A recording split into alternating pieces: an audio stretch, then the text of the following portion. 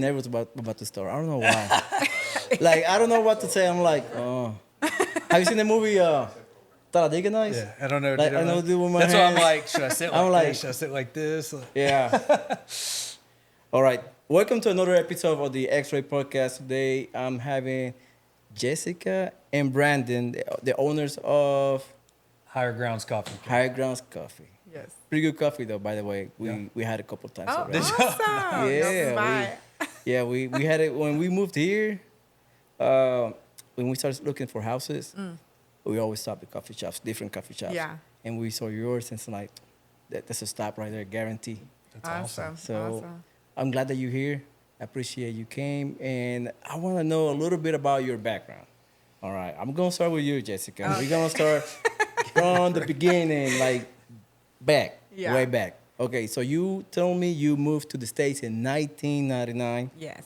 and you were 8 years old. Yes. Did you move to Texas, or you moved? So originally I was born here, and then my mom, because my dad's Mexican, my mom's Salvadorian, and then so they had me, and then my mom moved us to El Salvador for a little bit, and then we came December of 1999, and she wanted to get my brothers away from like the city or where they could get into any trouble. Right. And we ended up here in the middle of nowhere. It was nothing. Like, it was just the little Berkshire Brothers. There was an Arlen's food store. It was a little strip. It was like a flashing light in the middle of the town in Magnolia. And that was it. So it's amazing to see how much it's progressed into what it is today. But yeah, we moved here in 1999, and I've been here ever since. I went to Magnolia Elementary, Magnolia Junior High, Magnolia West High School. So pretty much this is my hometown. This is what I consider home. That's amazing. What Yes. about you, Brandon? Me, I'm from Beaumont, Texas, a little town out in East Texas. My dad worked his way up through Walmart, ended up becoming a regional VP in Walmart. So we moved around a lot, in my younger years as he was progressing through, position to position, store manager up to market manager into the regional VP. We went all the way out we were in Pittsburgh for a little while. Back home, ended up in Friendswood, which is where I ended up going to high school, graduating from high school. From there, went to college out in Abilene, transferred back to where I ended up at Houston Baptist on scholarship for soccer. Played there. At the end of my tenure there, I ended up going to Cleveland with the USL team, which is like a semi-professional team underneath the MLS. Just got burnout with it, started getting homesick, and Right.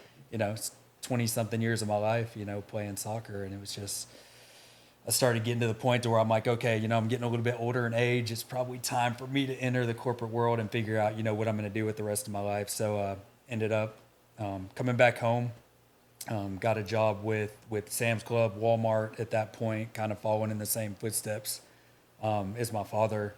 And just progressed through there. Ended up being an assistant manager, store manager with Sam. So I was kind of following, that same trail, the corporate route.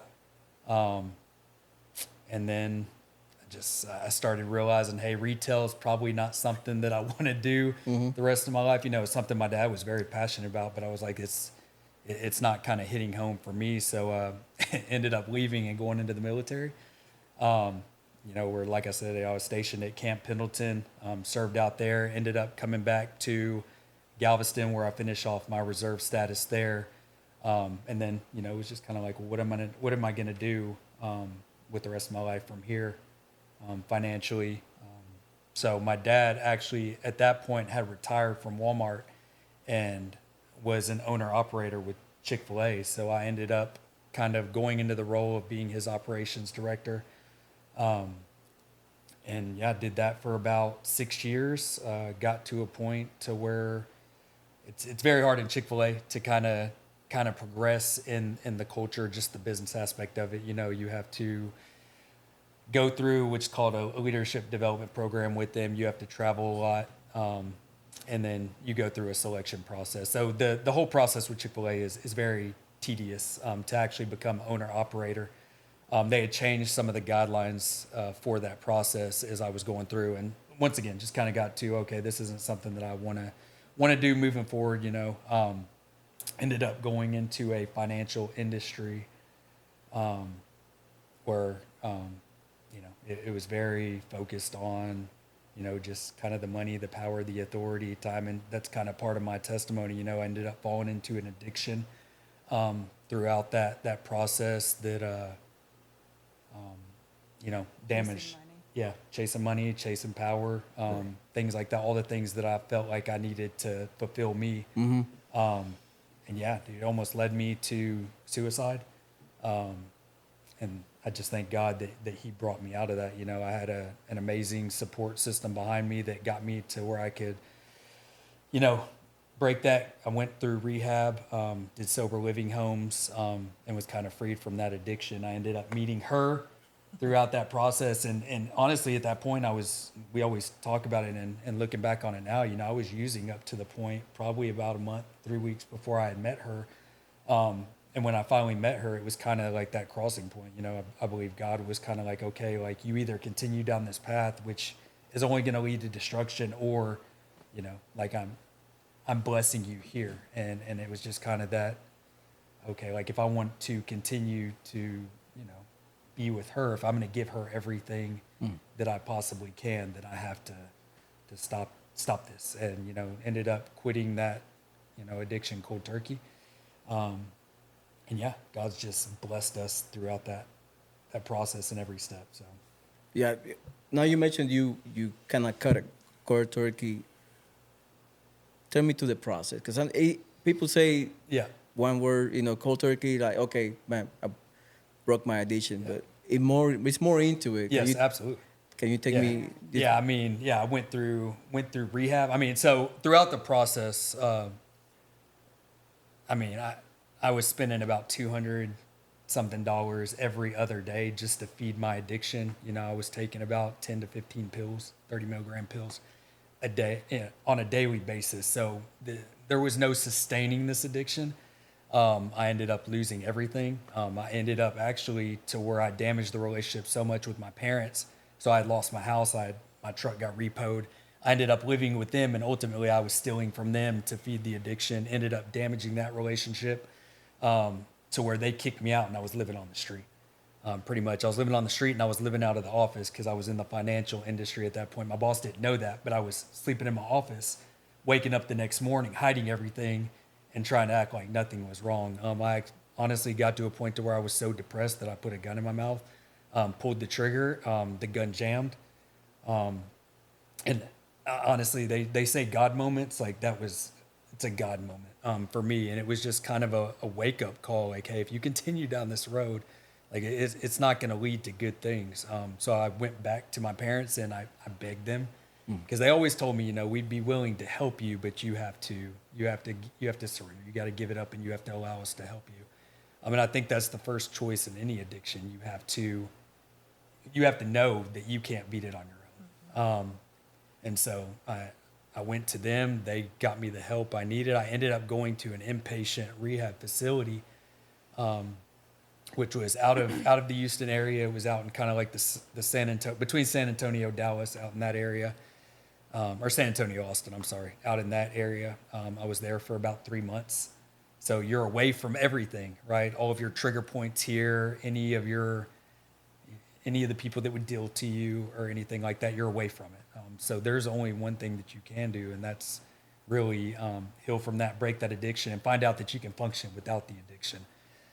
So once I came back from that, I ended up going to a sober living home in Austin, which is just another step of accountability. And I think a lot of people, when they're going through addiction, they think they can do it on their own, so they'll go through like outpatients.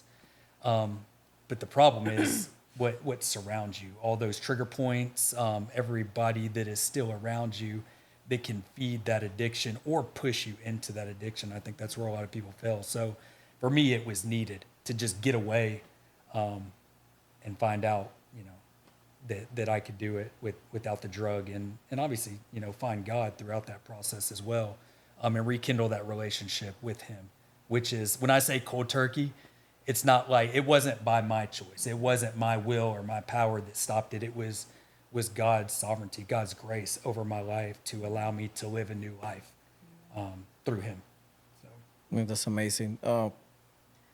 One question that I got for you, because I'm kind of like, people tell me about their addiction, because I told in my podcast before, I became an alcoholic too. I went through that phase. But I want to know, like, who was your mentor? You know, they give you sponsor, kind of like guide you, hold your hands, like the guardian angel, be like, hey, calling you, checking on you. Right. Who was your sponsor? To be honest, I didn't really. I never did. I never went through AA or anything like that. I just think the biggest cheerleaders for me, and I thank God for my parents, you know, because they could have given up on me. Right. I think the strength my parents showed through that process of not continuing to enable me, because me being a father now, like I couldn't imagine what they had to do with me. And that was pretty much like, get out and cut you off. And we're going to pray that nothing happens to you. You know, my mom told me many times that she'd sit by the phone at night waiting for a phone call, that I was either dead or I was arrested. I can't imagine. I couldn't imagine sending my daughter out and not knowing what's going to happen. But that was the greatest blessing for them to show that restraint, because that's what ultimately led me to that. So I would say them. And then, like I said, even after I came back from rehab, the AA, the things like that, I fell back into the addiction because I left sober living. I was actually given a job offer to come back, which we always say that's how the devil works, right? He tempts you just enough to get me to come back. All the time. And so I left all of that, came back, and I fell back into the addiction. And I met her. You know, and you know, I could say that's the biggest. That was the biggest transition in my life, because I knew that I couldn't, if I was going to be the man that she needed, I couldn't continue down that path. It would have destroyed her. It would have destroyed me, and any of the blessings that God had for our marriage moving forward. You know, So Jessica, tell me on the first encounter with Brandon. You gotta tell me about it. Yes. So we had started talking. Well, it was so funny because I was a real estate agent and he was a loan officer. So we kind of just we clicked during like just marketing, things like that. You know, we would always work together. You know, real estate agents work a lot with the mortgage officers and things like that. Some of them can do other things that other loan officers can't. So you always want to have a good set of people that you could go with different clients and so forth. And so we were on each other's Facebook. And I remember he sent me a message, and I was just going through a really hard time. I've dealt with depression on and off my whole life, like really bad. And a lot of anger issues, just I guess stem from childhood traumas and things like that. And I grew up with three older brothers, and I was the only girl in the baby. So I always had to defend myself. We were always super combative. I love my brothers. They're like my best friends. But I'm very strong, very strong. Like I just have a very strong personality. And so whenever we're gonna dig more into that. We need to find out why. I blame it on my brothers because we were always fighting. I always had to defend myself and everything like that. And do you get bullied a lot by them? yes, absolutely. Oh my but God. I wouldn't trade it for the world. Like people ask me all the time, would you have wanted a sister? And I'm like, no. I love my brothers, and I wouldn't have traded it for the world, having them as my brothers and growing up with just boys. It was a lot of fun, you know, but it made me very combative, you know? I bet. And so whenever he says, when I met her, like, I think he knew, like, I wasn't going to put up with anything. Like, you know, I had my expectations on what I was looking for as far as a partner, and I wasn't going to settle for anything. And I was 27 and single. So I was like, nope, until I find, you know, the right person that I feel God is sending my way. Like, I'm not settling for anything. And so it was weird because we had talked about 2 years prior, and we just kind of sent messages back and forth. And then I saw that he had a girlfriend, and I just kind of, it was really nothing. Why are you shaking your head? Like, what? No? Yeah, I saw that he had a girlfriend, and I was like, okay, cool. But Co-worker. I'm sorry? Co-worker. Co-worker. Yeah. it was on the end. Yeah. And it was so funny. But I ended up one day, it was like 2 years later after the last time I had spoken to him. And then 2 years later, I like checked in that I was going to Galveston with my niece and my dog. And he was like, "Oh, you're going to Galveston today." Like, sent me a message like so randomly, and I was like, What? "Yeah, you creeper." Oh, I didn't want to say it, but now that you say it, I got notifications on a regular. No, I'm sorry. And then I was like, "Yeah," and he was like, "Oh, I live close to Galveston," and I'm like, "Okay." Oh, he just put himself out And, there like, cool, hey, yeah. I'm close by. And so he's like, story's different when I He tell called into work that day. He called into work that day just to go to Galveston because I was gonna go to Galveston. And he was like, "Well, let me know when you get there." Well, like an hour and a half went by. I didn't tell him anything. I was like, "I'm not telling this guy when I get to Galveston. Like, that's so Like, who are weird." you? Yeah. Yeah. And then I'm like, he's like, "Hey, you never told me where you were." He's like, "I'm in Galveston." I'm like, "Oh my gosh, this guy actually showed up." Like, I was freaking out, kind of. And I was like, "Oh, I don't know what street I'm on. It's like in front of a Valero." And he's like, "Oh, there's only one Valero on Galveston Street." Oh my God. What a creeper. He knows. And then the next, like 10 minutes later, I look back and I could see him walking down the strip. And I'm like, "Oh my gosh, this guy actually showed up." And the funny thing is, we've been inseparable since. We dated 7 months. He proposed to me, and we were married by 10 months.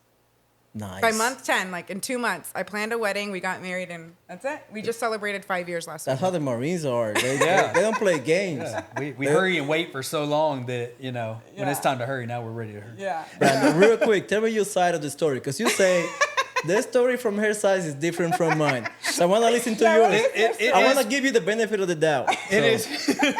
It is pretty close to what happened. But yeah, I mean, I think I showed up down there. Yeah, what I remember walking across. I remember seeing Rosie, our English bulldog, on the beach. My now niece was actually with her as well. You know, so I walked down there. He said he thought I was stuck up. Yeah, she was- she 'Cause I was wouldn't kinda look stuck at up him. first. I But was- I had my shirt off too, so I mean, that's I was probably like, why, you know. Yeah, I know. I was like, no. that was it. Once she saw me, you know. Yeah, that's it. That's what she looks. She's like, you're done. man. Done, you know. Yeah, so we were inseparable ever since then. That's not. And what year was that? 2018, because we got married 2018? in Yeah. 19. 19. Yeah, we got Nine. married in 2019. So tell me, you mentioned real estate. Can you tell me a little bit about the real estate background that you had? Yeah, so my first job, I worked at Sonic as a car hop. I remember being 15 years old, and it was like 1 week prior to my 16th birthday, and Eric, he's still the owner-operator at the Sonic here in Magnolia, and I remember going up to him, and I was like, "I need a job. I turn, 16 next week. Like, I need a job." And I grew up with a single mom, and I saw her struggle a lot, and we grew up really poor, and I knew I needed to hustle. And so I worked there for about 4 years. He fired me twice, but hired me back because of my bad attitude. So It's you the back- brothers. Yeah. The brothers. Yeah. Yeah, the brothers influence. Exactly. Okay. Yeah. So thank you, Eric, for always hiring me back. But yeah, I saw him. I never had like that. I had my dad, but it's not the same as like having your dad every day, 24/7, yeah. 24/7, Right. showing up. We just had a lot of like. It was just a very how would you say it, like Father figure. not argumentative, but it just wasn't that like father-daughter relationship growing up, And so I saw Eric like he was like a father figure to me. And so anyways, leaving there, I was like, I don't have time to go to college. Like, Right. my mom's struggling. We lost our house. College is money. College is money. I need to do something. What can I do that's quick, turn around and go hustle and make money? So I went and got my medical assistant certification. Okay. I did medical assistant for about 11 years. And between that, I was like, okay, I need to make more money. What can I do after work? What can I do to make more money? So then I went into real estate, got my real estate license. I did it for 6 years. I did very well, praise the Lord. And I would do that after medical assistant job, and I would do it on the weekends. And so I was just working 24/7 all the time, every day, living on my own in my apartment by myself. Chilling, Yeah, having a just- good time. Galveston. By myself in Galveston. And then he shows up. And he showed up.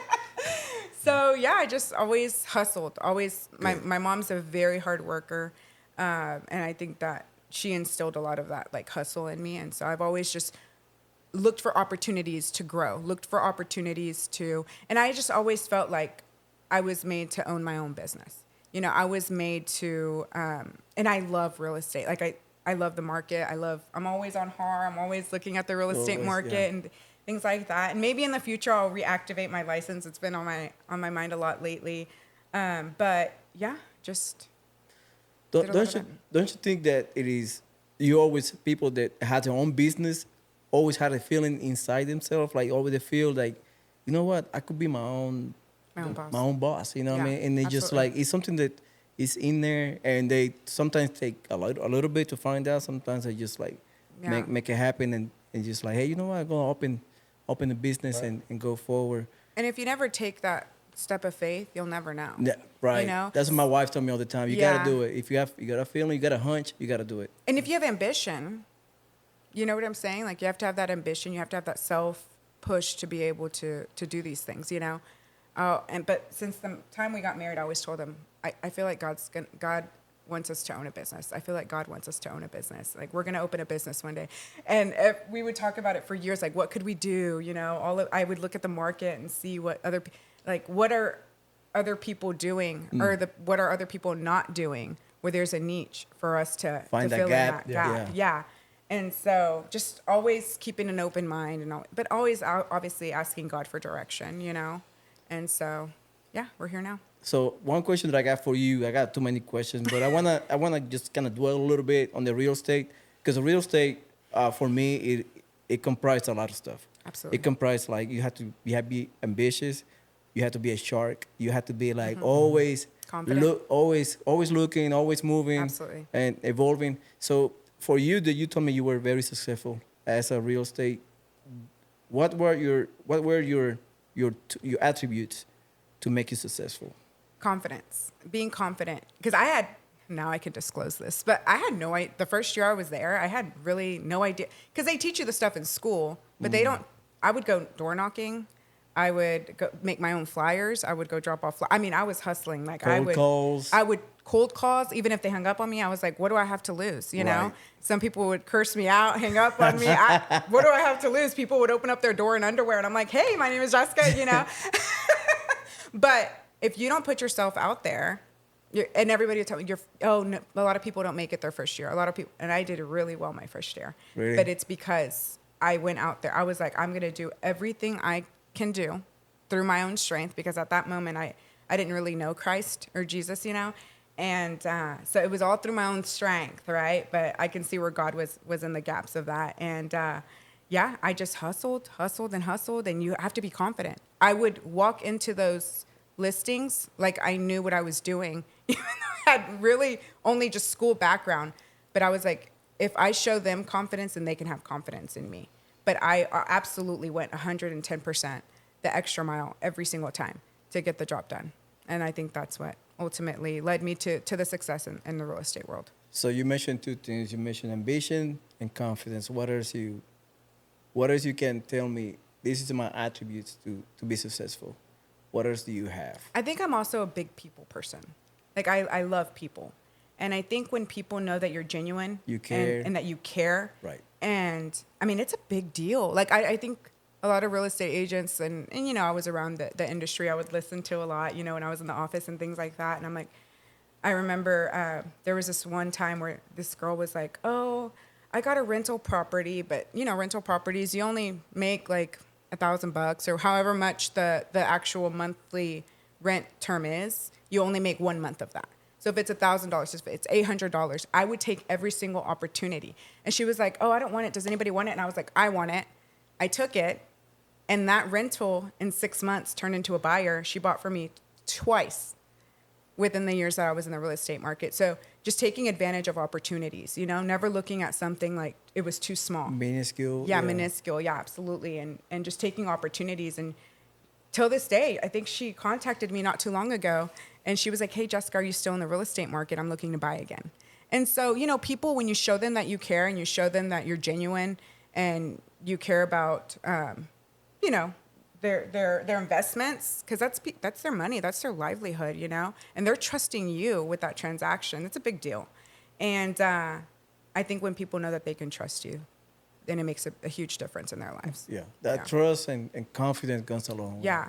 Most buyers, they'll buy 3 years. Three houses in their In lifetime. their lifetime, yeah. You know, their first house, their family home, and their retirement home. Right. It's a big deal. So what is I heard like somewhere in the internet, floating around, I heard like people buy houses like every between 7 and 10 years. Yeah. Every 7 to 10 years. And the cars is like every 2 to 4 years. Oh. They buy a new Yeah. car. So it kinda like you mentioned, Yeah. every 10 years. Yeah. I mean, if you buy your house at 30, by 60 you bought your third house and you Absolutely. basically Yeah. you finish there. So you mentioned a lot of stuff that I see in a lot of people: ambition, trust, be a good customer service. That's a big one too. Absolutely, yeah. And sometimes people get detached from the customer, Oh, and that's when Yeah. you lose the trust. Basically, when you get Absolutely. detached, when you treat them as a transaction, not as a human, it goes basically. I mean, they feel it too. I mean, Absolutely, they feel yeah. it. So, how many houses did you close in 1 year? it's been so Like on the first long. year, because I know you told me you did good. I want to see how good you were. Gosh, I don't even remember. Wow. Yeah, I don't remember. I mean, you can, I have to say though, my first transaction, I'll never forget my first transaction. how was it? It was a $600 and something thousand home. Wow. And this is years ago. That's big. The day we were supposed to close, she called me and told me she was backing out. Oh. I felt every part of me just like sink because I was like, you're counting on. And you were that. working at the customer. Oh yeah, we were. I was already ready to go to the closing table. Oh, you And were she- ready. She backed out last minute. You're So- already having in your mind, like, I'm going to go to Yes, the I was this like, check. I would save all my money. sushi bar. I'm No, about to go I was a celebrate. saver. I would save all of my money. Really? Yeah, oh yeah, I saved all of my money. He knows it. Like he was like, "How did you make all this money?" Whenever he met me, and I'm like, "I saved all my money." That's good. Because I grew up poor. I know what it's like to work for every dollar. You Right. know, and so I'm like, I'm not a big spender. I like to save. a So lot. how you convince that client to basically set the dotted line? So no. basically, so they like, okay, I'm about to come in and do it. How do you basically convert that customer? Because sometimes when they back out, they back out. Oh no, she backed out completely. She backed out. But we ended up buying another house, but it was just like half of what she okay. was gonna purchase it for. At And I get least. it. She was a single mom, 3 kids. It was money that Oh yes, From, it's a lot of money. It's a at lot of least. money, and so I totally understand, especially her coming from a single mom. And I told her, I was like, I understand, and she kept apologizing to me, and I was like, you didn't waste my time. I understand. Like it's okay. Let's look for something that maybe can fit your budget or something that you're comfortable dealing with. Even though it felt terrible, I'm not gonna lie, because obviously that was my livelihood too. Because I didn't depend on anybody. It was just me, myself, and I. And so if I sunk, we sunk. Like that's it. Right. But yeah, it was long ago. I think it was I'm 32 now, so I was in like my early 20s when I started doing real estate. So it's been a while. You started young. Yeah. What do you stop before you doing so well? What do you stop? I met Brandon, and like I said, I was working. Brandon, I know it's my fault. You stopping success, man. Come on, man. Every time she's like, yes, I met Brandon. I met Brandon, and he really didn't want me in that world, in the real estate world. Yeah, I understand. I mean, that's where I was on that side, on the financial side. I was a loan officer. That's originally how we started kind of talking. So I come from the real. I've seen the good, the bad, and the ugly in it. The money's awesome, but it's sometimes some of the things that you have to do to get to that point. Not everybody. I don't want to say that everybody's the same in that, but I saw a lot of nastiness, and so I just never wanted her to be a part of that or around any of that that I went through. So, Man, can you tell me a little bit about what happened on your side of the on the real estate? Because I mean, me as a customer, we just see the real estate agent, and we rarely talk to the originator. Yeah. Rarely, by 3 or 4 emails, and then like 20 emails a week before you close. Yeah. I need this, I need that. Send me whatever. But tell me your side of the aisle. What do you see? I mean, you don't have to go in depth. You don't have to say names or whatever. But just tell me like a little bit of what happened behind curtains. I mean, I can only speak for me kind of going through it. I mean, like I said, you know, I was young, I was ambitious, I was chasing, I already had, I mean, I understand I was coming through the corporate world. So I had enough to be content in what I was doing, but it was always that urge to have more money, more power, more authority. Personality traits. Yeah, because that's what I grew up around. You know, watching my parents go from nothing to be very successful. That's what I felt in myself. I needed to fill that void to make them proud, to be looked at as successful. So I think it was more of an individual personality trait of things that I went through. But obviously, I saw in that world the drugs, the alcohol, because a big part of it is relationships, right? Marketing, relationships, happy hours, and with that, unfortunately, and like I said, I don't. This isn't a broad kind of spectrum. This doesn't cover everybody. You know, there's people I'm sure who are very professional in what they do in that industry, but there's also the other side of it, and that's any industry, right? For me, I was coming in very young and naive to it, not knowing what it was going to be like, and I, you know, like I said, I fell into the addictions, the drugs, the alcohol, the women. That's what you're dealing with, the sex side of the business, the sex sales. You look at a lot of the real estate market, and that's what it is. You know, the way that women promote themselves, the way that they, you know, I see it, yeah. the picture, you know, the marketing pictures, things like that. It's just like any other industry, you know, sex sells on that side of it. And yeah, it's just a world that, like, hey, if we're going to get married and we're really going to do this, that's not a healthy world for a relationship to strive in. And maybe that was just kind of my personal opinion because of what I had been through in it. I was kind of scarred from it. She's not like that. I know that. But yeah, it was just kind of like a danger red flag for me.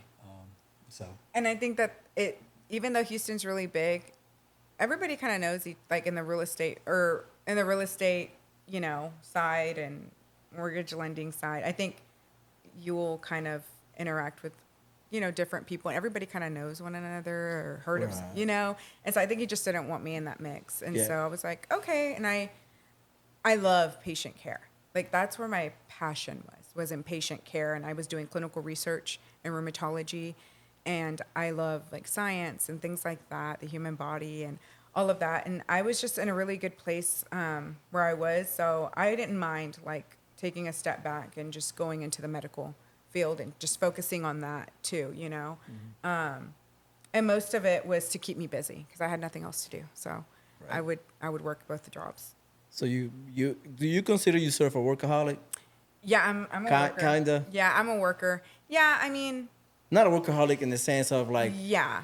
24/7, but I'm always doing something. But you're always doing something to progress. And absolutely, like it drives him crazy. Like, like on the day that we have to be home, he's like, "Why don't we go do something?" Because I'll start ripping walls, I'll start painting something, I'll start building something. Yes, for me on off days, I have to get her out of the house, or we're going to end up doing a home project. We'll redo the whole house, you know, the lawn. Yeah. Yeah, She's a busybody. I'm a busybody. That's good. Yeah. And I just, you know, my grandpa always told me, you know, in Spanish, mija, si quiere llegar a un lugar en vida, usted tiene que trabajar duro. Porque nada es gratis en este mundo. You know, you got to work hard. If you want it, you got to work for it. And my grandpa was such a hard, honest worker. And he always would tell me that. And my mom, just watching my mom, I mean, you know, no parent's perfect, right? But we never went without food on the table, you know, and it's because she worked, you know, she did what she had to do, working 2 jobs. I never really saw her a whole lot either. And I told myself growing up, like when I have kids, I want to be present, whatever it takes. Like I want to be present. And I think that's why, like, we only have one daughter, you know, and we were so blessed to have the opportunity to not have to put her in daycare or not have to put her in somebody else's hands, you know, but that we can be present in her life. Right. I feel the same way with my daughter. It's just like leaving her at daycare. We tried twice, and I was like, I'd rather to keep my daughter with me. Because all my daughters went to daycare, but the little one is just like, You just never know. I know. I never know. So Never know. Yeah, I mean, I grew up around that. My mom actually owned daycares. So, and my dad, like I said, he was a high up executive at Walmart, so he traveled a lot. So he was around, but he was there, but he worked a lot. Which was awesome. I mean, it provided for us. But yeah, I think whenever we decided to open our business, that was kind of a main. It was never, the money's awesome. It's a blessing, but it was never about the money. To us, obviously, it was about the calling that we feel like God was leading us to. But at the end of the day, our family, so we have the time to, to where our daughter's always with us. I mean, Always. she's always with us. that's good. We feel guilty sometimes, like when we leave her with our parents for a Right. day and they're like, hey guys, like, I got the Yeah. same feeling. yeah, she's with y'all 24/7. Yeah, my She's mom okay. tells me, Jessica, she's with y'all every day. Like, why do you feel bad just one night, But And that's awesome because Yeah. we feel like it's our job to raise her, not somebody else's. So it's been a huge blessing for us. but not everybody Can has do the that. means Yeah. to do that, and we Right. do, and we are so grateful to God for that every single day, for sure. Now we're gonna dive in a little bit into how you got the coffee truck. Oh, that's my favorite. How? Yeah, that's your baby. Yeah, that's my favorite part. That's It's my your favorite favorite part. part. Yeah. Okay, for Jessica, sure. just Because go God ahead. just showed out for sure. So Take it away. So, like I told you earlier, I told Brandon, I feel like we're always meant to own a business. I was looking at doing storages, like storage buildings. Oh yeah, I'm big into that. Hey, and you don't. It's it's not a passive, lot of. very passive. Yes, and it's not Low a lot of maintenance. overhead, low maintenance. And I was like, Easy to build. so I started looking into that, but I noticed he wasn't very passionate about it. And then I went to my father-in-law a couple years ago because he just was like, I don't know what I want to do. I don't know what I want to do. And I'm like, we're meant to own our own business. Like, I know we are. Like, I just always felt that in me. Like, we are meant to own our business. Like, the background that he has, Brandon is so smart. Like, he's so smart. He's so good with numbers. He's so good with, like, the logistics. He's, like, he has that. And I'm like, God didn't just put that in you to work for somebody else, We were in the corporate world, or he was in the corporate world, and I remember he got laid off. So I had a dream. Let me backtrack. I was told, because of a lot of medical stuff that I have dealt with in the years, that I probably wouldn't be able to conceive, and so my daughter's a miracle. And one night, we had been trying for about 2.5 years to get pregnant. And I had an appointment with a fertility specialist in January. It was about October, was it November? It's Thanksgiving. It was Thanksgiving Thanksgiving, weekend. yeah, Thanksgiving November. I had the fertility specialist, just to see what my options were, if there was any options. And I remember we were at his parents' lake house out in Toledo Bend, and I had a dream. And in the dream, an angel appeared to me. And the angel said, "You are pregnant. Yes, you are pregnant. Do not doubt." And I woke up, and I remember looking at my phone, and it was like 5:30 something in the morning. And I'm like, Brandon, and I've never had a dream that vivid in my life. And I said, Brandon, I'm pregnant. And he's like, what time is it? I went back to sleep. And he went back to sleep, and I was so mad at him. But we're out in Toledo Bend, like 3 hours from the house, and I'm like, I'm pregnant. Like, and I believed it. Like, I just, something in me was just like, I'm pregnant. I remember driving home. He wanted to stop, like, in some small town. Trying to and stop at every At a gas station. Once I came to, I was like, all right, like, we're going to stop everywhere that we can to find out. To get a pregnancy test. He wanted me to take a pregnancy test in a gas station. I was like, no. Oh my You God. fell asleep. I believe it. I believe that I'm pregnant because, like, I know what I dreamed, And he was kind of skeptic a little bit about it. And I remember getting home, and we got a pregnancy test on the way home, and I took it, and boom, there was 2 pink lines. And I was like in tears because it was something that. Yeah, we never thought we would go into our daughter's now room. Like I said, doctors told us there's no way. Like, y'all are never Yeah. going to have kids. And so for the longest time, we kind of held on to that.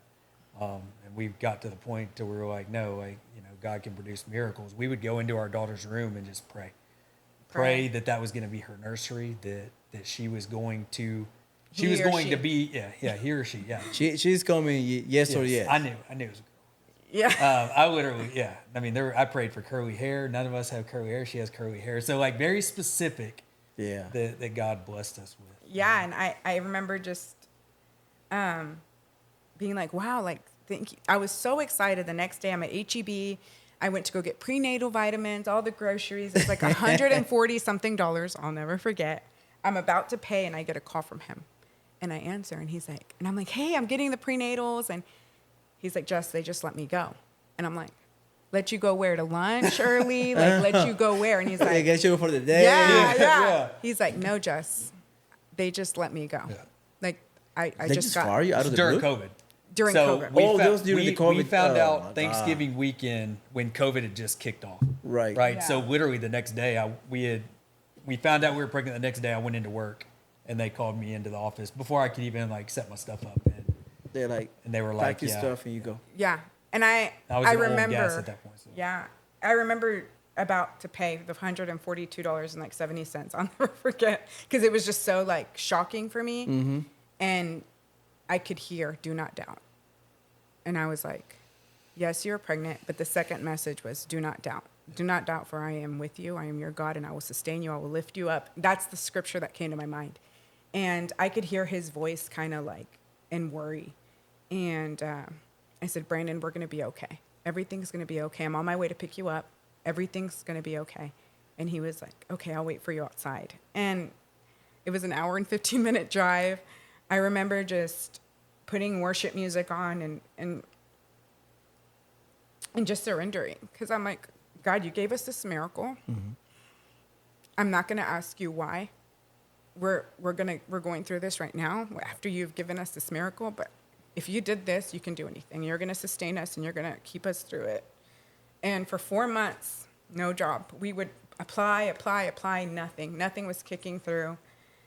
And I started thinking about a business plan in the middle of that, just thinking like, what are we going to do? And I'm pregnant. I'm like, how am I going to go get a job now? Nobody's going to want to hire me if I'm pregnant.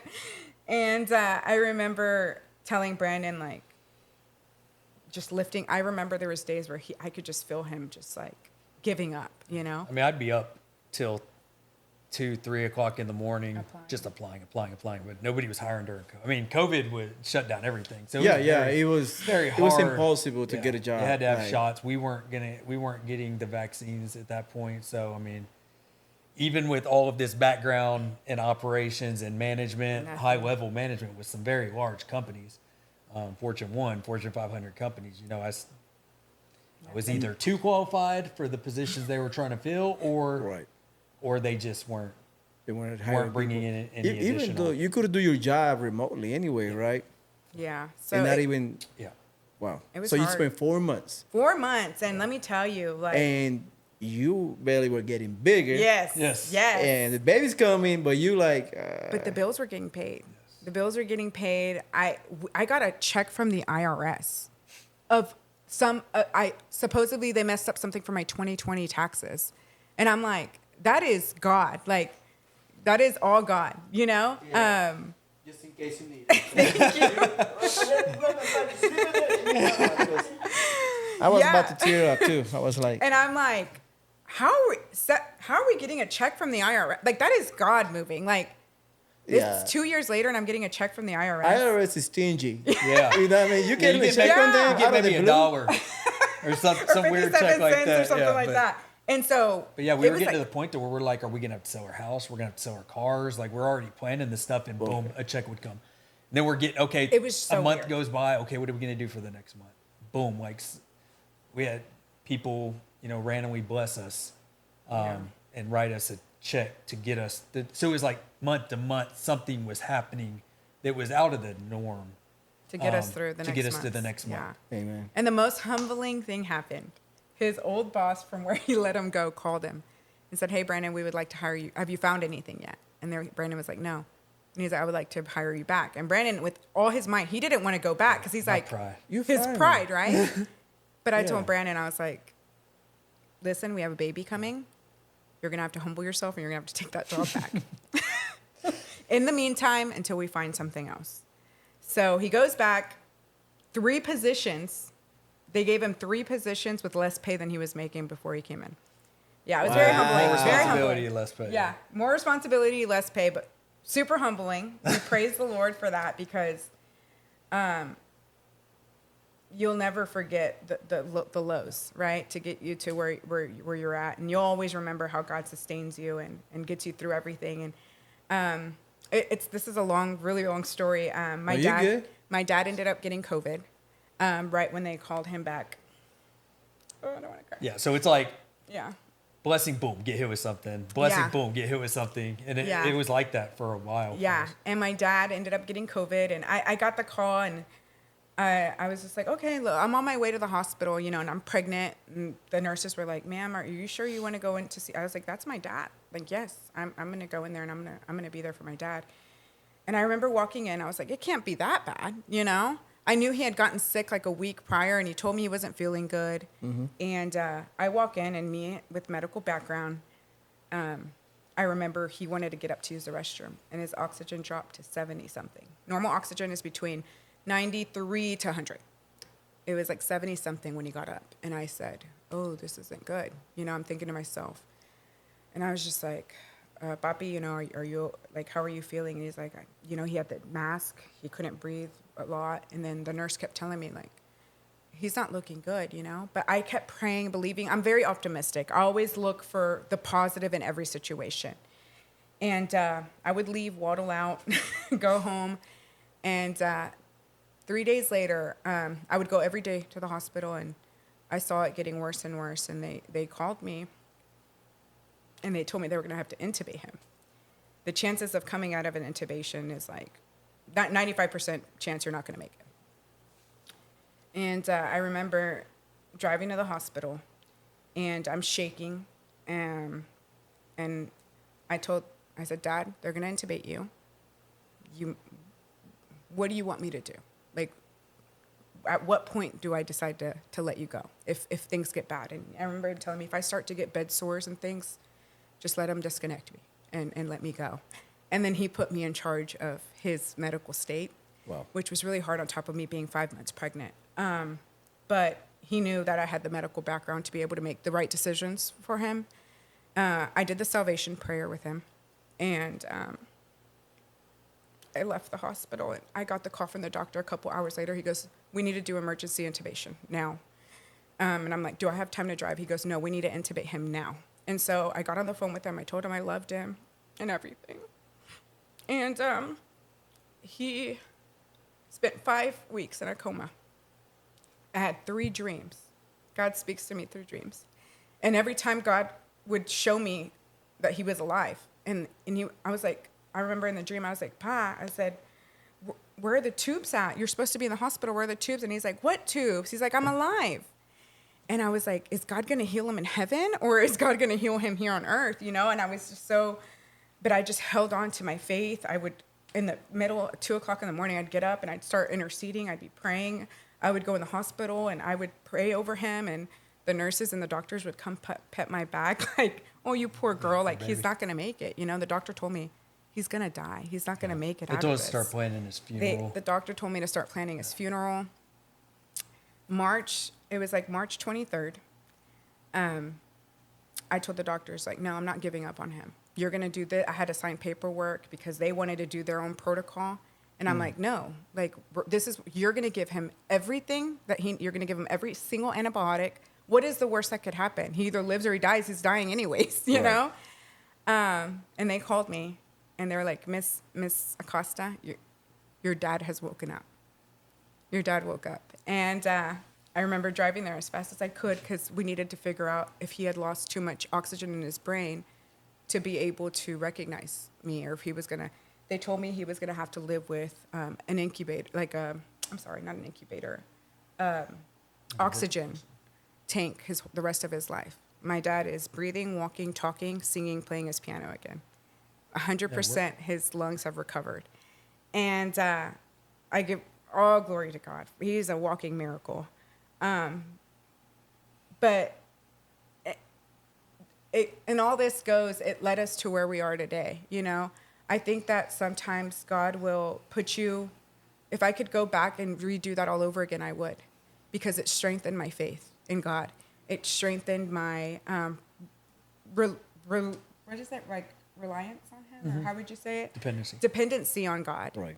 Because he was on the bed in a coma. The doctors couldn't do anything. I couldn't do anything. The only one that could do something there was God. And my prayer was, Lord, if it is your will, let him live. And if it's not your will to let him live, I will accept it. But I just pray that he's saved. And so that we can hold on to the promise that I'll see him again in heaven. That whole process restored me and my dad's relationship. He's like one of my best friends, now. And I think it helped me forgive him for a lot of the things that anger and resentment that I was holding on to from my childhood, of things that happened. And I remember I was finally able to forgive my dad, and to release all of the anger, resentment I had to him for years. And it took almost him dying for me to be able to get to that point, So it was all for the glory of God. And we kept applying for jobs. He got a job offer at a really big corporate company. And he started working there. And We'll back up, because she talks a lot about dreams, right? So in this process of applying, we actually got 2 job offers. We got one that was in Louisiana. A six-figure type contract. They were going to move us out there, housing stipends, take care of everything for us, things like that. That's good. That's a lot of money just Bro, moving. I'm like on board. I'm like, Well, let's you're go. like, yes. he was Let's ready pack the to car. pack everything. She wakes up one morning and she said, God speaks to her in dreams, and she starts telling me that God gave her this dream. Because, like I said, family's big. Our family's all here. So, like, our support system is here. It's here, right. So anytime we need help with anything, everybody's here for our daughter or for us or for anything. Yeah, the uncles here. And so you got everybody it here. was, Yeah. I was going to Take that was our away. big thing. Am I taking you away from the support system with a newborn, and I'm going to be working a new job? Is that going to be too much? But I was like, 6 figures. Let's my go. flesh took over, right? Yeah. The money, and I'm like, let's go. And she wakes me up one morning and tells me that God gave her a dream that she was standing in a house that wasn't her house, in the Holding a kitchen, baby. holding a baby, crying, asking me, why did I do this to our family? And so at that point, I was like, He said I'm not nothing. going to argue with the dreams. That's divine, right? That's from God. I've learned not to argue with it, because it always comes to fruition. Right. And I was like, okay, never mind. Well, he didn't say anything. He was actually really quiet. Yeah, I was kind and of. he just left for I was work. like, great, now I'm stuck at this job. He wasn't happy with me.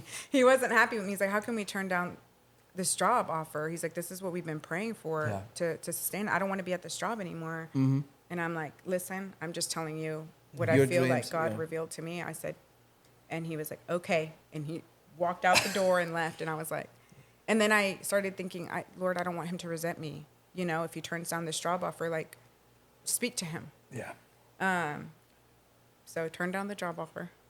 And I was like, all right, God, I need you to show up. I need you to show up. She started. This is the time She to started show up. sending me. I started sending him job offers. posts from that So day. I started looking for job postings myself.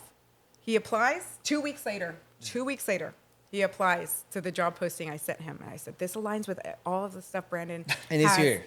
Yeah. Yeah, it was here in Houston. It was here. More money, no state taxes. Yeah. In Texas, we don't pay state taxes. Well, or income tax. Yeah. Yeah. So I was like, and it was more money than what he was going to get in Louisiana. Goes, boom, gets the job. Yeah, within a week. Within 2 weeks. And then So you didn't spend that much. I did 3 interviews in a day, all the way from the regional to the divisional, and already had the job by the end of the day. Yeah, And which is good. insane, because normally it's a process. So if he would have left to Louisiana, that's what I'm saying. God always He comes always, in. he always come around and Even he's when slick though. I mean, even he's when we slick. don't like the answer, I'm like, God, but that's not what I prayed for. Like, why are we doing this? So even in that, right? Like I said, another blessing. We're going through this process. I mean, number one in what they do. I won't say the Don't company say name, it, anything yeah. like that. But number one in the industry and what they do, not just nationwide, worldwide. So they're like the largest in their industry of what they do. Yeah, And very I'm big running company. the largest branch in the company. So a lot of room for growth throughout the trajectory of the company. And we go back to the start, right? My boss wanted me to go networking, wanted to be out drinking, doing all of these things That we The don't- corporate. that I Yeah. had gotten out of whenever we got together. So it was like, here's this, but this is going to come with it. And I refused. I refused to do it. You know, I got a wife at home. I got a baby at home. I wasn't going to go back into that world. And it became to be a clash between me and my boss, to where he started really pushing to get me out of there. I mean, I listened to phone calls with him, with our higher ups, to where he was, you know, making things up essentially to try Making to his push, case, yeah. to push me out. I mean, really pushing hard. To get him out of there.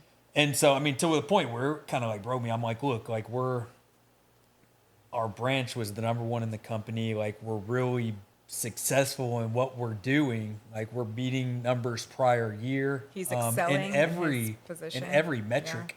We're growing, and I'm like almost like getting picked apart for like little things here and there. And I just called her and I'm like, hey, like, I can't keep doing it. It's like fighting an uphill battle. I was like, I can't keep doing this. And she told me on the phone, she's like, quit. And I'm like, what are Yeah. you talking about? Quit. Like, He's like, what do you she's mean? like, well, I was like, quit, walk out, leave. she goes, like, we'll tell him. figure it out. And she had already seen it. I mean, at first she thought I was kind of joking, and then she was around them at some of our corporate events and Yeah. things like that. And she It's been saw good. Yeah. kind of the culture of the business. Yeah, she was just like, quit. And so I'm sitting And there. he goes, and then what? He said, God will. She's like, what's sustain the us." worst that can happen? I was like, we Right. live under a bridge. That's the worst that could happen with a 1-year-old. She's like, God's not going to let that happen. He hasn't. He's never failed us before. That was just me kind of being dramatic. She's like, God's never failed us. Why would he fail us now? And that's so true. And yeah, I went in and I gave my resignation that day. And she just started. And so that all kind of culminates. But the beautiful part about this story was and this was kind of like confirmation Yeah. for me. It was, he was funny. I said, go load your stuff in your truck. Don't go in there and quit, because that's awkward if you're like loading your stuff in your truck and your boss is like sitting there knowing that you already quit. I said, load your stuff in your truck and then go in there and talk to him and tell him you quit, you know? Right. So he did, and Brandon's getting in his truck and he's leaving, and his boss comes out and he goes, hey, Brandon, you left something in your office. You left one thing in your office. And Brandon's like, well, can you get it for me? And he goes, no, I don't feel comfortable getting it. You can go get it. Yeah. And so Brandon goes inside. I didn't know what it was at first. Yeah, and he got the frame, and we have it in his office. Yeah, it says, where God guides, he provides. And So Bible scripture. it was a Bible scripture, and it said, where God guides, he provides. And I said, Brandon, there's our answer right there. And I said, are you ready to open up this coffee shop? Because I kept bugging about the coffee shop for 2 years. I went to my investor, a.k.a. my father-in-law. Well, He didn't want to invest. Well, we were, so at the end of that, right? So I left. I gave my resignation. We get an email from my previous boss, which they didn't have to do this. So it was a huge blessing for us, but they decided to give me my bonus breakout from the year prior, which was just enough for us to start part of the business, the espresso, the supply portion that we were going to need. He gave it to me. Just gave it to me. He said, I want to do right by you, and I want to give you your bonus. Which didn't have to. And I was like, by any means didn't have to. And this guy hated him. Like, he did not like Brandon at all. And so that's all God. I think he got pushed from the top. Yeah. Hey, I mean, we'll take it. We'll take it, yeah. Yeah, he got pushed from the executive on the top. Yeah. They'd be like, hey, that's for him. But yeah, so And he got no choice. I bet I mean, that's my assumption. Yeah. And I mean, he might got no choice. Yeah. imagine. So we start prepping this business. So we're looking at coffee trailers one day. Or originally we wanted to start Do you have building. a two station or 3 station? we have a double head. Do you have the overhead? Absolutely. We need Okay. like 5. I was looking into that a couple days ago, and it's a whole different A lot of people realm. think it's easy, but it's not Yes, easy. it's a lot It's that not goes easy. It's a into lot. it, trust It's a me. lot. Take me through it. But we're originally looking for a building. And so we found this property that we loved. It's 2 stories. It's huge. We can do like conference meetings up top, coffee shop on the bottom. We have this whole plan. We're prepping God. business plans, and it's just how God works. And it's not always what we want in that time, but it's what we need. And that's when the bank closures started happening. So the financial institutions shut down SBA loans. They like would not give them out for anything. And we're like, what the heck? Like, this is where we were guided to do. Yeah. Why is there a blockage here? So here's my prayer. I'm like, God, I told him to quit his job. You gave us the bonus, but now we can't get the loan. Like, I'm confused. Yeah. I said, I'm not questioning you. I'm just confused. And I remember Right. just being like, but internally I was like upset and I was confused and I was like having that thing with God. I'm like, God, I'm so confused. Like, what now? What do you want now? What is it that you want for us? You know? Because here I am. I had this man quit his job and now we're like at zero. I got this man doing whatever I tell him to do. You gotta show up. So and- I need you to show up again, you know? So Brandon walks in the room. I'm throwing a fit in the room and I'm like in bed and I'm like, what do we do now? You know? and the baby was already born. About to The baby was already baby born. was here. so the baby's on the side, just Yes. throwing the fit too. Yeah. Yeah, probably so. And he's like, Jess, what if we open up a coffee trailer? And I was like, a coffee trailer, Brandon? Are you serious? You know, like a coffee trailer? And I was like, no, I don't want a coffee trailer. Like, I wanted that building. And I'm like, ew. Like, now I look back, I'm like, Jessica, thank God, you know? And it wasn't that, I was just so set on the building. Like, I had everything planned out, where I was going to put all the furniture, like everything. Oh, yeah. That I had, like, the wall, that Yeah. how I was going to paint it, like, everything. I had everything planned. And so for it to, like, just shut down, I was just, like, confused. And I was like, God, what now? You know, what are we doing now? And so he was like, okay, well, we're going to have to figure something else out. And then he shuts the door and leaves, like, went to the store or something. And I'm like, I went back into the prayer room and I started praying. And I was like, God, I was like, I'm sorry. Like, if I have any pride in me, remove it. I'm surrendering everything. Just lead us. Like, I'm going to surrender all the plans, the business plans, everything. I surrender it to you. If this isn't what you want, then it's fine. Just lead us to where you want us to go. And then I could hear God, like, speaking to my spirit. And he said, do not dismiss small beginnings. You know, do not dismiss small beginnings. And I said, do not dismiss small beginnings. And I was like, okay. And so cleaning and doing this and just kind of talking to God. And I was like, coffee trailer. I was like, well, I start looking for coffee trailers. And I was like, it couldn't be too bad. Then I go on Pinterest. I'm like, oh, they can look cute, you know? Design them. Me and everything is designed. And Yeah. so he comes back home and I'm like, we can look at coffee trailers. And he's like, what changed your mind, you know? And I said, God told me, do not dismiss small beginnings, you know? So we start looking at coffee trailers and We're looking at these cheap coffee trailers to Like, start the little itty bitty box. Like, where are we 'Cause I'm gonna fit at in oh, these I things? didn't realize espresso machines were like $20,000. Like, Yeah. like that's a lot of money. So Yeah. I was like, It is. I'm gonna have crazy. to like Yeah. look at small little. So I'm looking at these small little trailers, and I'm all proud of it. I'm sending them to my father-in-law. I always go to my in-laws for business advice. My mother-in-law is so smart, so strong, smart. She knows everything. I'm like, this woman could have been anything she wanted to be if she Or went she'll and find an furthered answer. an education. Yeah. Like, she's just so smart. And my father-in-law, I mean, he started from nothing and worked his way all up, literally from nothing, and worked his way all up to corporate level. And so I always go to them for business advice. And I was like sending them to them, and I'm like, what do y'all think, you know? And my father-in-law's like, yeah, that's really small, but if that could work for you guys, you know, I said, this is our budget. I told him how much money we had. We're probably annoying the crowd out because we're like driving past coffee trailers, sending them pictures of their lines. Like, look, this is how successful this is going to be. Because they were like, a coffee They're like a trailer? coffee trailer. Y'all are going to Yeah, live off of a coffee trailer? And I was like, we can do it. I told my father-in-law, invest in us. I told you to invest in us, you know, but he didn't want to. Ron, you didn't want to. And they were kind of skeptical. They were like, a coffee trailer? Like, are y'all going to try to make a living off of a coffee trailer? But I was like, listen, this is what I feel like God's doing, you know? And so my father-in-law, I found a coffee trailer, the one we have now, Summer Moon Coffee. I don't know if you know of them. Summer Moon Coffee. It's a big corporate. They're trying to take over Starbucks right It's now. like it's a chain. They're they're- based they're out chain. of Austin. Oh, Yeah. okay. So is it the upcoming company? Yeah, upcoming. Yeah, Yeah. they're spreading a lot down here in Houston now. But, So they made 20 trailers, and they didn't use one, and it's the one we're in now.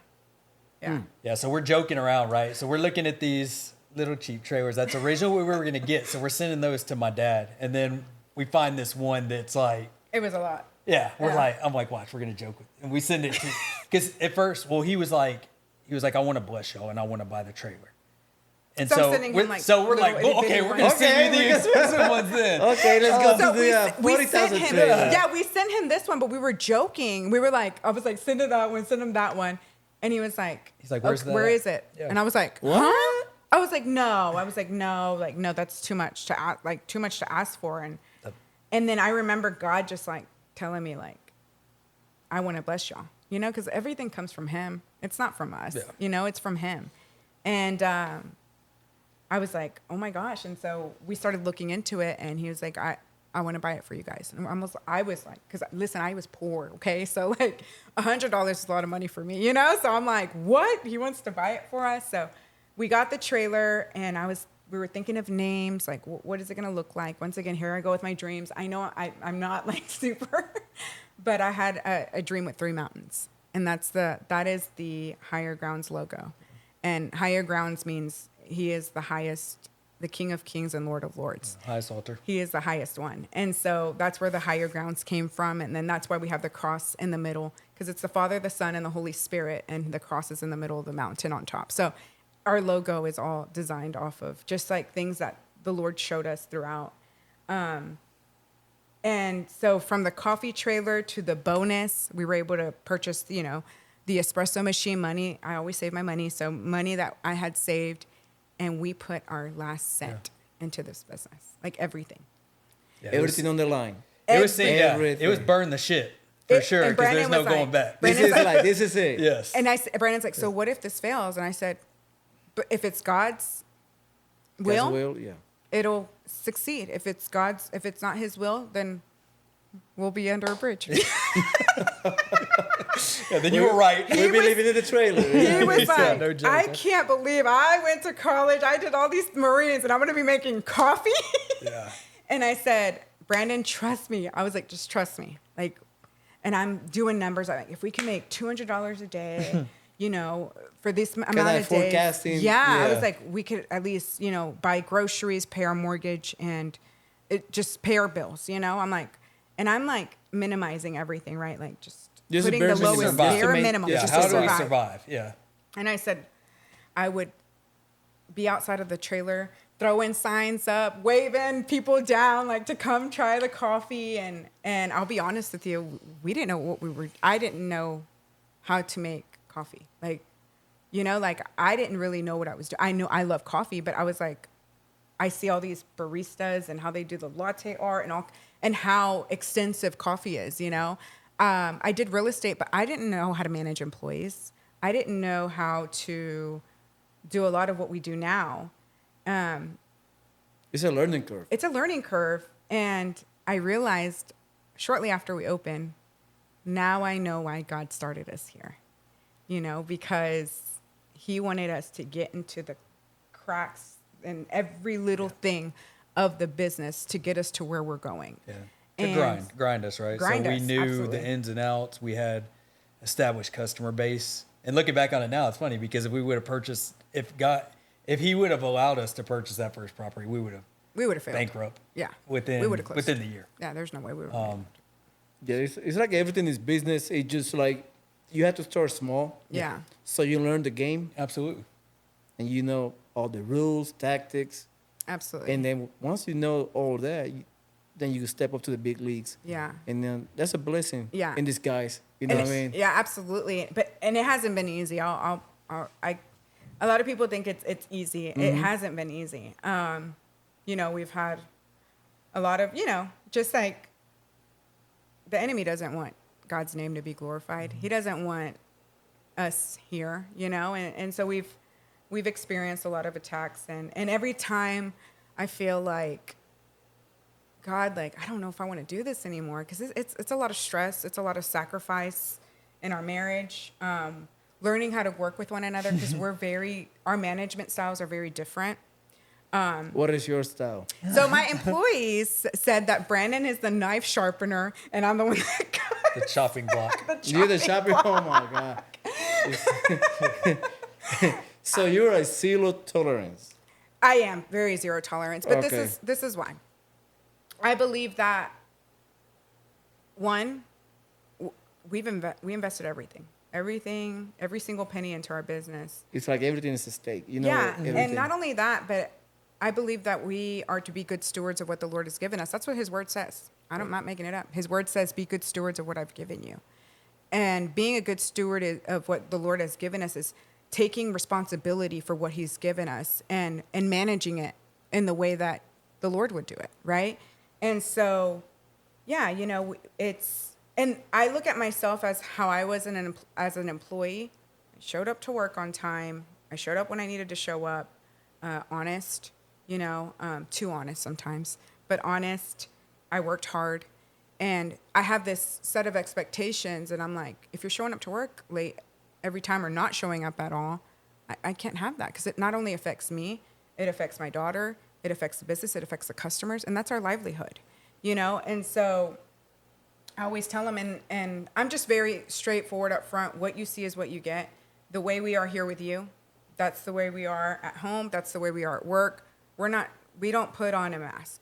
And Sometimes that's also, good. Sometimes that's bad. yeah, but also, like, we're ambassadors of Jesus. Yeah. We are a representation of Christ, and so being honest, being direct, I think is very important. We didn't just slap a logo on there and put His name on there, and to misrepresent Him. Absolutely not. We get very convicted of that all the time, and I tell God, if this business fails, then it fails. If you want it to thrive, let it thrive. It's yours. It's not ours. And I have to be reminded of that when, things start to happen with employees or with, all of these things that come alongside owning a business and leasing and all of these things. And it's like, you know what, Lord, it's yours. Mm-hmm. How do you want us to deal with it? And it takes a lot of stress off of me when I know that my boss is going to handle everything, That's good. So yeah, but he's just more. I say tactful. Yeah, he's more logical. And naturally, I'm a woman, so I think I can be more emotional. But it comes with years of, like I said, being in the corporate world. Because I used not to be that way. I used to be kind of a little spitfire, I guess you would say more. A lot of my leadership, when I was in corporate, we do a lot of like leadership characteristic studies and things like that. And I was always a double red, which I'm like my mom. I was always the only double red in like our entire leadership team. And that's me, very direct. Want it now. If you can't figure it out, find a way to get it done. I think it's from our military background. You find a way.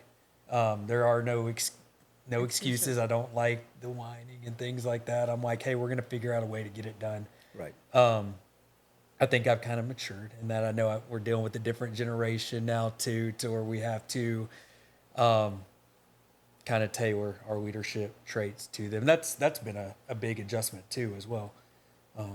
Balancing grace, yeah.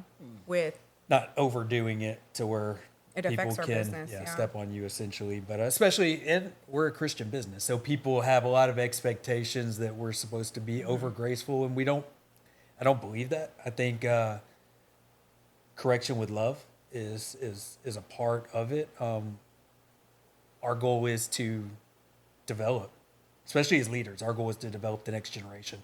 So when we look at our, we'll say kids, because a lot of our employees are kids that work with us. They're one family, but we don't have a problem, directing and guiding them and correcting them if we need to. But it's all about balance. We love them. We love them. We want to bring out the best in them. And I think they know that, the ones that are with us still. And we always we'll always go the extra mile. And I always look at like the way God led, right? Like the way Jesus led, like we're supposed to be Christ-like, right? We're supposed to be a reflection of Jesus. So I mean, he had no problem correcting his disciples and challenging and doing that things. And so that's been like I guess like the hardest part is just like balancing the grace but also like not letting people like just run you over or overstep their boundaries with you. And then our managing styles are different and finding a balance in that. And honestly, it's been very recent where we've had to set guidelines like, okay, like you deal with this, I'll deal with that, Right.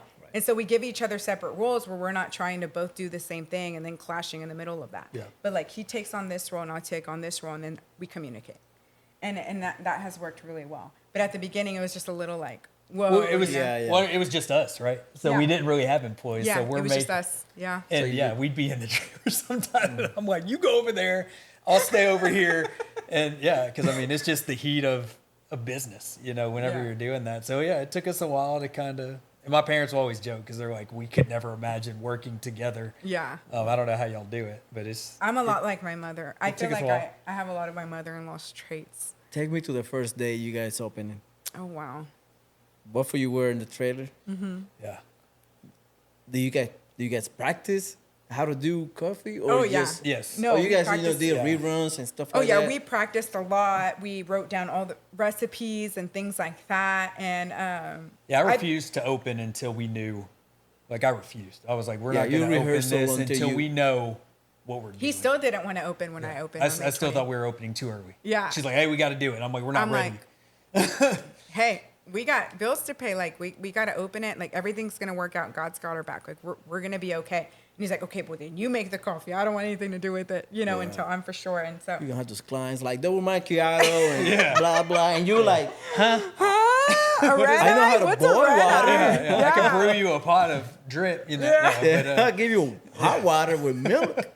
They were long days. They were those first days were long days. I had a lot of hope and just faith and getting the word out there that what we were. I had a guy come out and like, oh, do you have menudo? And I'm like, no, I don't have menudo. It's a coffee shop. Oh, because everything I is was a like, yeah, it's like taco trucks. So Yeah. I made him. That's why I have a big coffee sign that sits on top of the Coffee. thing. Yeah, I see it. I went Yeah. home and I was like, all right, I'm gonna build a coffee sign. So I built gonna that give you coffee sign. empanadas. Yeah, Yeah, he's yeah. like, oh, you don't have menudo? I'm like, no, we're a coffee trailer. And so, Yeah, then they're yeah, and Like so we- yeah, I mean, oh man, our customers, they're great. But yeah, it was it took us a little bit to kind of hit the ground running. We grinded. Like she said, I mean, we would stand outside with signs, flipping signs. Dripping in sweat. We would, it's during the summer when we did our grand opening. We didn't really plan that.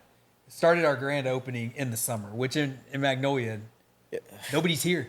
So yeah, Everybody's on vacation. we were, Flipping signs. we're flipping signs, trying to get everybody to come in. We're like, yeah, we got somebody. And we're running back to the trailer to make coffee. Right. But yeah, I mean, I the key to this, we talk about customer service so much. I think that is Absolutely. we always talk about that's a lost art of business. It is. It's not about the profit. You can dig into all the metrics you want, but if you don't truly, and it's not even just about serving them, it's about loving them to us. I think when we opened this business, like she said, we wanted to be a reflection of Christ. And God's always used our testimony, whether it be some of the situations that we've gone through in the past, where we have been hurt through, churches or through, anything Christianity based. We wanted to be different. Like God brought us through that to show other people that that's not Christianity. Like this is a reflection of Christ, and it's not always easy, but that is every day when we wake up and we get into that trailer. That's our goal, is to. Even if it's, a minute, 2 minutes with them at the window, how can we be a reflection of Christ to them? How can we show them that they are loved? We have the blessings to be able to pray with people, and just talking to them, they just break. And it's like, okay, God, you sent them here to us, and we can pray with them. We've established amazing relationships that are beyond just a drive-through coffee place. Yeah, they're like our family. Yeah. And even with our employees, we love them. Like we're already, we started crying the other night just because we were talking about when they do leave and they go get married and they go, they move on to different progress on things. to whatever Right. it is that they're going to do in the future. Like They're like our children. They It is call us- growing. I mean, being a real estate, Magnolia is Yes. growing like fast paced. They said 12% demographic growth over the next couple of years here. It is. So it's rapidly. It is moving fast. So you might start thinking about getting a fixed place. Yes. So Yeah. are you have any plans in the future We're to move up to like keep the trailer, Yeah. but move up to a fixed place to double tap in different locations? Yeah, we're praying about it. I haven't really fully gotten confirmation on it. Like I know that that's where we need to go eventually because The growth. I don't know how much more electricity I can put in that trailer to get more espresso machines in there. How to get it to go the line to go faster. So the volume is kind of hard to keep up. yeah, yeah. Because sometimes I drive, I see the line wrapping Yes. around. Yeah. So We'll have cars out in the street. So it's like we've kind of tapped out because we can only have one espresso machine in there. We can only do so much. You can only have so much labor. You got to take all those things into account at once, or we're running into each other in the trailer. It's just not Right. efficient. So yes, we have been praying about growth strategies. And yeah, we'll just see whatever God has for us. But yes, the growth has to happen. It's just kind of Timing. we don't want to. This is what we're gonna do, You and don't then wanna push him. God always has a different plan. Whenever we've tried to set something in motion, so we're just like, hey, whatever you want us to do, Show us. you show us. Yeah, show us for sure. do you have any plans, like kind of like plot places that you would like to rent a place? I'm not. So everybody calls it Old Magnolia. I call it the heart of Magnolia. Right. This is the heart. Yeah, This this is Magnolia. The original. And I love that it's grown. I love that more families are coming here and sharing this lovely space together. But I don't want to leave this area here because this is where I grew up. My mom actually, there's pavement now, but my mom had a little hair salon. And it used to be a little strip, and there was like all these little old buildings. And I remember running up and down those strips as a little girl. And I don't know, in my heart, like I feel that we're supposed to stay right, like in that area. I'm not moving out. I don't want to move out of that area unless the Lord moves us out of that area. I want to stay there. I want to stay somewhere within that strip. Right now, we've been blessed enough to be able to be where we're at now. But we don't really know, but we are praying about it. But we know it's leading there. Yeah. It's leading. Yeah, like I said, where God guides, He provides, right? And Yeah. He has all the way through this to that location, which we prayed for because we couldn't find a location to go at first. And we pulled over in the middle of the rain one day, and we were driving around looking at plots of land. We were frustrated and started praying, and God opened a door for that location that we're at now, which we didn't even know was going to be a possibility to do it. With like no restrictions from the city or anything like that. They were just like, hey, if you can do it, do it. Yeah, they didn't ask us for anything. And They the just let us support from the park. city too has been, they know the growth that's coming. And they know, I think, from what they've seen with how busy you are, that we can Do good for the community. help that portion of it. So That's they want good. us to grow. We want to grow. I love Magnolia. yes. Like I fell in love with it. At the Yeah. beginning, I was like, Me. Then my Oh. wife We always told me- joke that I lost my the wife told me coin that toss. you have to look around and see. And now I'm like, I'm falling in love with this. Is this a small town feeling, like when you see people? Oh, you have no idea. It's big now. It is You big should have now. seen it before. It was Really? It was so cute. If you've ever gone to the Magnolia Depot or like the little, I don't know. I have so many memories here, and I don't know. I just love this town. I love like a lot of the people I went to high school with. A lot of them have left. A lot of them have stayed here. I don't know. I just love this town. And I love all the memories I have growing up here. And it took a lot of convincing for him to stay here because he was like, "There's nothing here," but I'm like, I told him, if you want to We marry always me, joke I'm that- not We always leaving. joke that I lost the coin toss. I'm from Friendswood, Pearland area, so it's City. bigger, Right. a lot bigger. So yeah, when we moved out here, I'm like, there's only a Brookshire Brothers. Like, where are we gonna get groceries from? There's nothing around here. Are we gonna have to start farming or something? Yeah. So we always joke it's just country, but Very different. Yeah. We grew up very different. But now seeing the opportunity Yeah. grow Yeah. with it, with the Absolutely. community, it's opportunity And- for you to buy cheap yes, instead of go like big city type Exactly. type of yeah. vibe. And where there's a need, Yeah. like why not provide that need? You know, there was need for coffee, so it's like Yeah.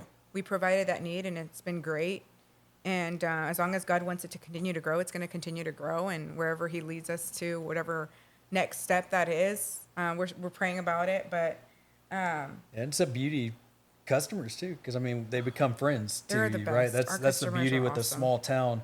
yeah, Yeah, Yeah, we we just love. we went to church yesterday, and to watch one of our employees get baptized, and we got to see you lot of run our into people, customers. all your customers, and Yeah. so that's a cool feel to be It able is. to have those relations outside of the business aspect of things. That's what it's all about at the end of the day for us. So That is amazing. Yeah. It is great. Well, I will not take you more of your time. I appreciate you guys Thank came. you. Thank you. Absolutely. Jessica, nice to meet you. Nice to Brandon, meet brother, you. it's a pleasure. Man, Absolutely. hey, we gotta do a one-on-one, you and me. Tell me about. Sure. I'm down anytime. Hey, go to the underbelly of the corporate world. Yes. We He have has to a go lot. deep on Yeah, that. yeah, I have a we have lot. to go like you have to not say name, but I mean, give me the inside scoop on that. He's 'cause- so smart. Yeah, I could bring. Yeah. Yeah, I've seen a lot and done a lot. But just because I transitioned through so many different fields, Right. Trying to figure out what I was going to do for the rest of my life, and yeah, so some good, some bad. You kind of take it all and grow with it. But hey, it's led us to be able to do this. All that knowledge that I gained through all those different industries, allowed us to be successful on the business side here. So Yeah. So we're gonna link up later to do that hey, episode. I'm open for that. All right. And Jessica, you need to do one with my wife. Because, I would love to. yeah, you guys gonna in Spanish. Yeah. I could do She's in the Spanish. back. I could We do need Spanish. to hook him up with my dad. My dad's got a book launch tomorrow. Tomorrow, his book launches, Unstoppable Grace. Yeah, it's a memoir of his testimony of his life from his childhood all the way through corporate, his Beautiful corporate story. side of things. Bring him tomorrow. Hey, I can see it. Yeah, I don't know. Bring him tomorrow. Cause I leave on Wednesday. But before I take everything to a bag. If he can come tomorrow, even if it's evening, I don't care. I would like to have him. yeah. So he can amazing promote his book. book. Amazing book. Yeah. Nice. Amazing book. Beautiful book. Yeah, launch is on Amazon tomorrow. So. Yeah. All right. So awesome. That is amazing. Thank you so much. I appreciate you. You guys Thank welcome. I appreciate you guys came. And for you, subscribe. Don't go anywhere. Next week we got more interviews. We got more people coming in. So this is it. The X-Ray Podcast. Bye-bye. Thank you Thank so you. much.